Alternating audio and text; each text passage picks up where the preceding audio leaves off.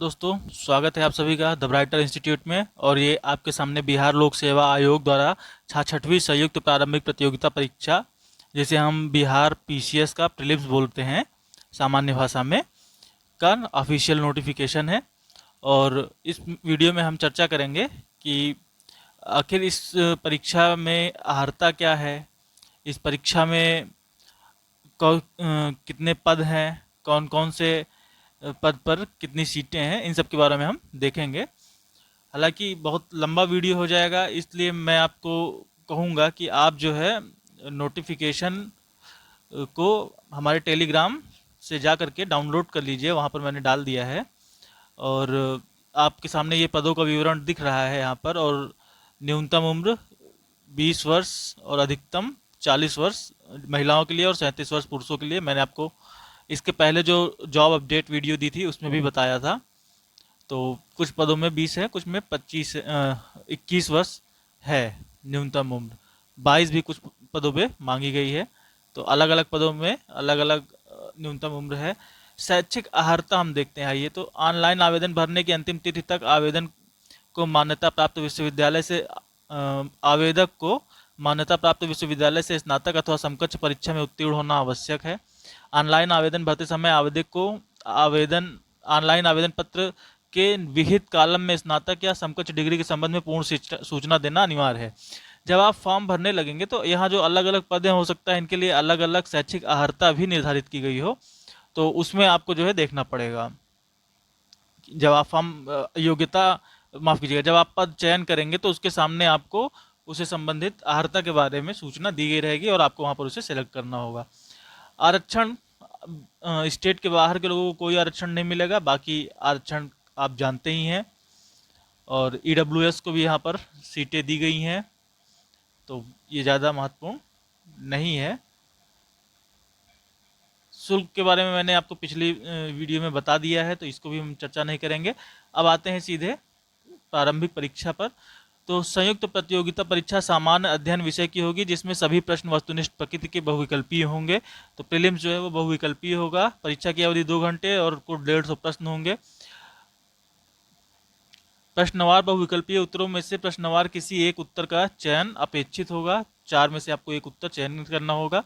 इस प्रारंभिक परीक्षा में सामान्य विज्ञान, राष्ट्रीय तथा अंतर्राष्ट्रीय महत्व की समसामयिक घटनाएं, भारत का इतिहास तथा बिहार के इतिहास की प्रमुख विशेषताएं, सामान्य भूगोल, बिहार के प्रमुख भौगोलिक प्रभाग तथा यहाँ की महत्वपूर्ण नदियाँ, भारत की राज्य व्यवस्था और आर्थिक व्यवस्था, आज़ादी के पश्चात बिहार की अर्थव्यवस्था के प्रमुख परिवर्तन, भारत का राष्ट्रीय आंदोलन तथा उसमें बिहार का योगदान, एवं सामान्य मानसिक योग्यता को जांचने वाले प्रश्न होंगे। तो आपको बिहार स्पेशल भी पढ़ना पड़ेगा। इस प्रारंभिक परीक्षा के अधीन उम्मीदवारों का परीक्षाफल अनुवर्ती संयुक्त प्रतियोगिता परीक्षा के निमित्त घोषित किया जाएगा। इस निमित्त कार्मिक एवं प्रशासनिक सुधार विभाग बिहार के संकल्प संख्या 2374 दिनांक 16/7/2007 एवं पत्रांक 6706 दिनांक 1/10/2008 के आलोक में प्रारंभिक परीक्षा में सामान्य वर्ग के लिए 40%, पिछड़ा वर्ग के लिए 36.5%, अत्यंत पिछड़ा वर्ग के लिए 34% एवं अनुसूचित जाति जनजाति महिलाओं तथा निःशक्तता से ग्रस्त दिव्यांग उम्मीदवारों के लिए 32% अहर्तांक प्राप्त करना अनिवार्य होगा, अन्यथा वे प्रतियोगिता से बाहर हो जाएंगे।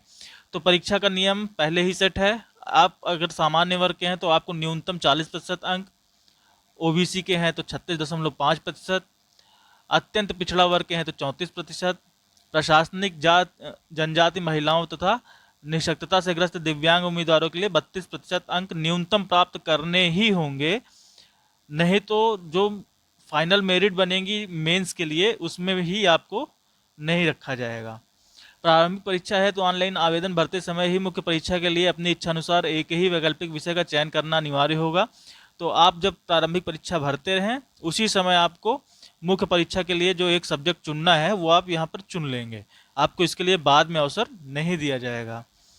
प्रारंभिक परीक्षा में सफल अभ्यर्थियों से मुख्य परीक्षा है तो अलग से आवेदन पत्र भरवाया जाएगा, जिसमें सफल अभ्यर्थियों द्वारा निर्धारित अवधि में परीक्षा शुल्क विहित प्रक्रिया से जमा करना होगा। तो मुख्य परीक्षा के लिए अलग से फॉर्म भरवाया जरूर जाएगा, लेकिन उसमें आपको सब्जेक्ट चुनने का, मेंस का सब्जेक्ट चुनने का कोई अवसर नहीं दिया जाएगा और ना ही कोई परिवर्तन करने की दोबारा छूट दी जाएगी। तो इसलिए आप फॉर्म भरने जा रहे हैं यदि, तो पहले से ही सब्जेक्ट को चूज़ कर लीजिए। यहाँ पर वेरियस सब्जेक्ट दिए हुए हैं, कुल 34 सब्जेक्ट हैं, आप इनमें से किसी भी एक सब्जेक्ट को चुन सकते हैं। उम्मीदवार को उपयुक्त विषयों में से किसी एक विषय का चयन मुख्य परीक्षा के लिए करना होगा। फिर वैसे अभ्यर्थी प्रारंभिक प्रतियोगिता परीक्षा में सम्मिलित होने के हकदार नहीं होंगे जिन्हें लोक सेवा आयोग, किसी राज्य सेवा आयोग, अन्य चयन आयोग द्वारा निर्दिष्ट अवधि तक कदाचार के मामलों में परीक्षा से वंचित किए जाने का आदेश पारित किया गया हो। उम्मीदवारों के परीक्षा में बैठने की पात्रता या पात्रता के बिंदु पर आयोग का निर्णय अंतिम होगा। तो अगर आपको किसी अन्य आयोग ने भी परीक्षा से डिबार किया है तो आप इस परीक्षा में बैठने के लिए योग्य नहीं होंगे। बाकी सारी सूचनाएं मैं पिछली वीडियो में दे चुका हूं, तो अब इस वीडियो को और लंबा खींचना ज़्यादा उचित नहीं होगा। आप लोग फॉर्म भरते समय पूरी सावधानी रखें। और यहाँ पर ये सूचना महत्वपूर्ण निर्देश आइए एक बार देख ही लेते हैं। अभ्यर्थी अंतिम रूप से भरे गए ऑनलाइन आवेदन को सबमिट करने के बाद उसी समय पुनः लॉगिन कर डैशबोर्ड पर उपलब्ध डाउनलोड फील्ड एप्लीकेशन सेक्शन से भरा हुआ आवेदन डाउनलोड कर उसकी 2 प्रति निश्चित रूप से प्रिंट करेंगे। विज्ञापन से संबंधित वर्णित सभी प्रमाण पत्र, कागजात, परीक्षा शुल्क भुगतान की बैंक रसीद की प्रति अवश्य सुरक्षित रखेंगे। आयोग द्वारा साक्षात्कार के समय या किसी भी समय मांगे जाने पर उम्मीदवार को उक्त हार्ड कॉपी एवं सभी संबंधित प्रमाण पत्र निश्चित रूप से प्रस्तुत करना होगा। तो सुनिश्चित कर लीजिए कि ये सारे डॉक्यूमेंट्स जब आप फॉर्म भर चुके हैं तो सुरक्षित रखें। मैं आपसे सलाह दूंगा कि इसे आप अपने ईमेल आईडी पर सुरक्षित रखें, जो आपका परमानेंट ईमेल आईडी है उस पर भी सुरक्षित रखें और हार्ड कॉपी भी निकालकर सुरक्षित रखें। आवेदक यह भी सुनिश्चित कर ले कि डाउनलोड किए गए आवेदन की हार्ड कॉपी के प्रत्येक पृष्ठ पर रजिस्ट्रेशन नंबर, बार कोड एवं सबमिटेड एप्लीकेशन नंबर अंकित है। हार्ड कॉपी पर रजिस्ट्रेशन नंबर, बार कोड एवं सबमिटेड एप्लीकेशन नंबर में से किसी एक के अंकित नहीं होने पर भी आवेदन पूर्ण रूप से भरा हुआ नहीं माना जाएगा। तो प्रिंट आउट निकालते समय इसका भी ध्यान दीजिए। आवेदन प्रपत्र में वर्णित सभी प्रमाण पत्र, अंक पत्र साक्षात्कार के समय मूल रूप से प्रस्तुत करना अनिवार्य होगा। उक्त निर्देश का अनुपालन नहीं करने पर अभ्यर्थियों की अर्हता के संबंध में निर्णय लेने हेतु आयोग स्वतंत्र रहेगा। आवेदक यह सुनिश्चित करेंगे कि सभी वांछित प्रमाण पत्र मूल रूप से उनके पास आवेदन भरते समय उपलब्ध हैं। और ये आपकी साइट है, इस पर जो है आपको सारी सूचनाएं मिलती रहेंगी। तो इस वीडियो में इतना ही। वीडियो पूरा देखने के लिए धन्यवाद। उम्मीद है आपको समझ में आ गया होगा कि इस फॉर्म को कैसे भरना है, क्या क्या सावधानियां बरतनी है। और ये नोटिफिकेशन आप डिटेल में 6 पेज का है, आप हमारे टेलीग्राम चैनल पर जा करके इसे डाउनलोड करके पढ़ सकते हैं। और ध्यान से पहले पढ़ लीजिएगा तभी फॉर्म भरिएगा। नमस्कार।